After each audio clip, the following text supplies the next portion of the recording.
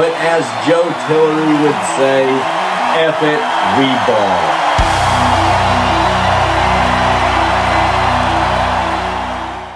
Welcome back to Storm the Field NFL Playoff Edition, presented by Tree City Sports, your source for local sports.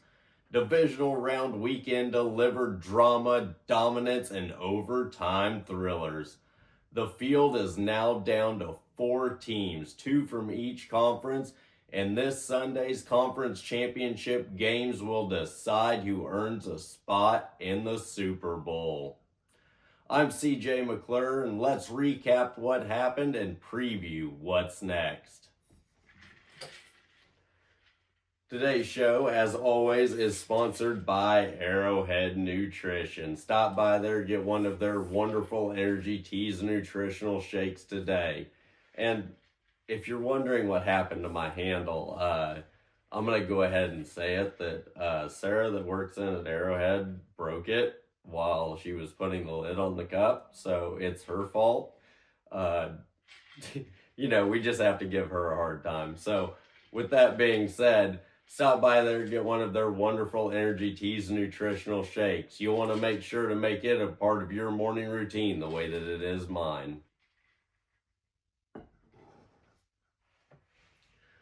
The divisional round gave us unforgettable moments and standout performances across the playoff slate. The Denver Broncos defeated the Buffalo Bills 33-30. Denver survived a back-and-forth thriller in overtime. The Broncos erased a Bills lead and then won it when a key interception set up the game-winning field goal. Buffalo battled until the final minute but came up short in a classic playoff game. Broncos quarterback Bo Nix suffered a season-ending ankle injury, and backup Jarrett Stidham will start the AFC Championship game. The New England Patriots defeated the Houston Texans 28-16. The Patriots advanced convincingly behind opportunistic defense and timely offense. New England forced multiple turnovers, including key interceptions and a pick six, and Drake May managed the brutal conditions in Foxborough with poise. Houston's C.J. Stroud struggled and threw multiple interceptions and made key mistakes, and the Texans' quest for a first conference title ended once again. The Seattle Seahawks defeated the San Francisco 49ers 41-6. Seattle dominated from start to finish in the most lopsided divisional round game. Raheed Shaheed electrified the crowd with a 95-yard kickoff return for a touchdown on the opening play, setting the tone for the whole game. The Seahawks' balanced offense and suffocating defense never let the 49ers gain traction. The Los Angeles Rams defeated the Chicago Bears 20-17. This was playoff drama at its finest. The Rams and Bears traded blows throughout, and after regulation ended in a tie, Los Angeles secured the overtime field goal win. Chicago's season ended in heartbreak after an heroic comeback effort, but the Rams advanced to face the Seahawks in the NFC Championship game. These were 4 very different games: a grind, a statement win, a rout, and a classic overtime finish. That's playoff football. With the divisional round in the books, the conference championship matchups are set for Sunday. The AFC Championship game will be between the New England Patriots, who travel to Denver to face the Broncos. In the NFC Championship, we have the number 1 Seattle Seahawks hosting the 5th seed Los Angeles Rams. Just 2 games stand between us and Super Bowl 60. Let's talk about the AFC Championship for a moment. The AFC title game pits the Patriots against the Broncos in a matchup with playoff history and high stakes. New England's defense has been elite all postseason, forcing turnovers and controlling the tempo. Drake May threw 3 touchdowns and handled adversity through harsh weather and the divisional round win. The Patriots have a long history of success in conference title games and bring championship experience. Denver earned a top seed and won a dramatic overtime game to reach this point. The defense created multiple turnovers and delivered in clutch moments. Quarterback Bo Nix's season ended in that divisional win, and Jared Stidham will lead the offense in the AFC title game. Key things to watch in this one: how Denver adjusts offensively with Stidham under center, how much their game plan changes not having Bo Nix at the quarterback position, whether New England's defense can disrupt the Broncos' rhythm. This defense could just make all the difference in the world in this game. Field position, turnovers, and playoff poise in a hostile environment. This is about strategy as much as execution, and it's set to be a chess match.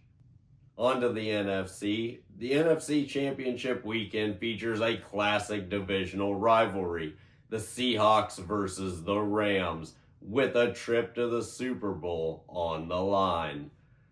Seattle's divisional round performance was dominant. A kickoff return touchdown and balanced attack put them in control early and kept them in the lead through the whole game. Their defense absolutely smothered the 49ers and limited explosive plays. They're going to have to do that again this game. LA's postseason experience showed in their gritty overtime win. Matthew Stafford's veteran presence and big playability give the Rams an offensive upside.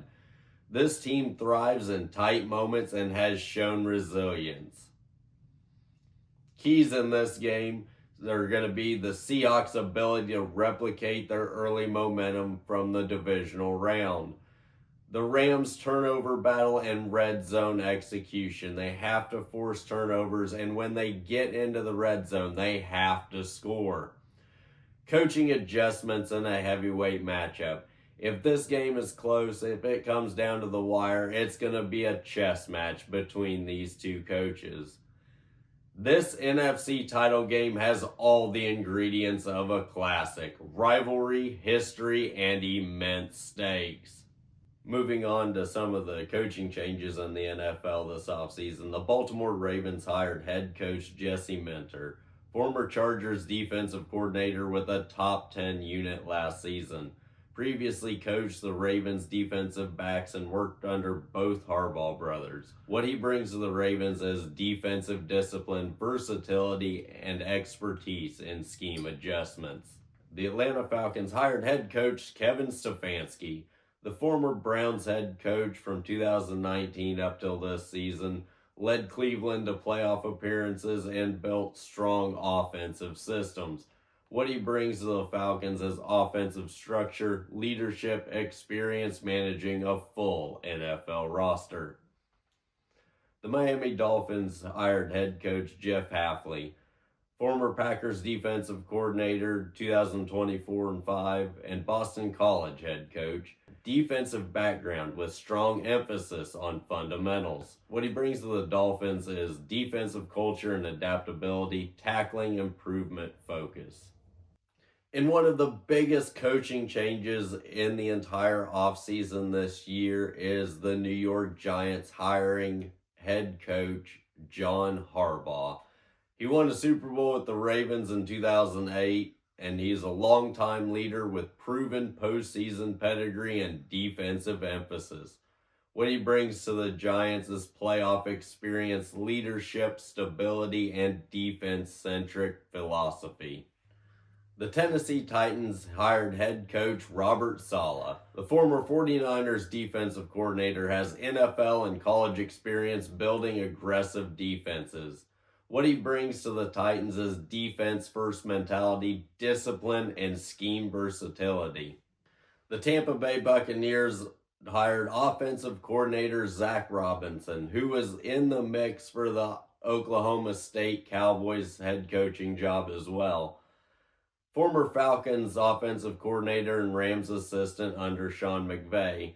What he brings to the Bucs is creative offensive concepts and play design versatility. The Dallas Cowboys hired defensive coordinator Christian Parker. The former Eagles passing game coordinator and defensive back coach worked with top defensive back talent at Philly and Denver. What he brings to the Cowboys is secondary expertise and coverage scheme improvement. The Detroit Lions hired offensive coordinator Drew Petzing, former Cardinals offensive coordinator. What he brings to the Lions is continuality in offense and familiarity with NFC systems. The Los Angeles Chargers hired offensive coordinator Mike McDaniel, the former Dolphins head coach. What he brings to the Chargers is creative play design, unconventional concept, and run-pass balance. And the big one for us is the Kansas City Chiefs are bringing back Eric Bieniemy, who is returning to the Chiefs in a familiar role as the offensive coordinator after a previous stint that led them to the Super Bowl. What he brings to the Chiefs is proven offensive success and rapport with modern NFL playmakers. He is definitely a guy that all the guys in the locker room look up to, and they all respect him highly. So I'm curious to see if we can get back to some of our old ways and some of our good play that we used to see from this offense. This offseason is one of the busiest in recent memory with 10 head coach openings. Teams are targeting a mix of defensive culture builder, offensive architects, and proven leaders with playoff experience. Expect more movement as assistants and coordinators continue interviews throughout the offseason. Before we go, let's go into our picks for the championship games. New England traveling to Denver. This is going to be a cold game. It's going to be a weather-impacted game. The Patriots, I just think that they're going to be too much for the Denver Broncos with a backup quarterback to overcome. I'm going with the Patriots in this one for sure. And in the NFC, I mean, it's really hard to go against the Seahawks. The Rams have been playing great football lately, but the Seattle Seahawks are absolutely dominant this year, especially on defense. So I'm looking for them to pick up the win on their home turf and ride that momentum into the Super Bowl. The path to Super Bowl 60 is nearly complete. 2 conference championships, 2 winners, 1 Super Bowl berth each. Catch all the action this Sunday. It's playoff football at its purest. This has been Storm the Field NFL Playoff Edition presented by Tree City Sports, your source for local sports. I'm CJ McClure. Y'all take care now.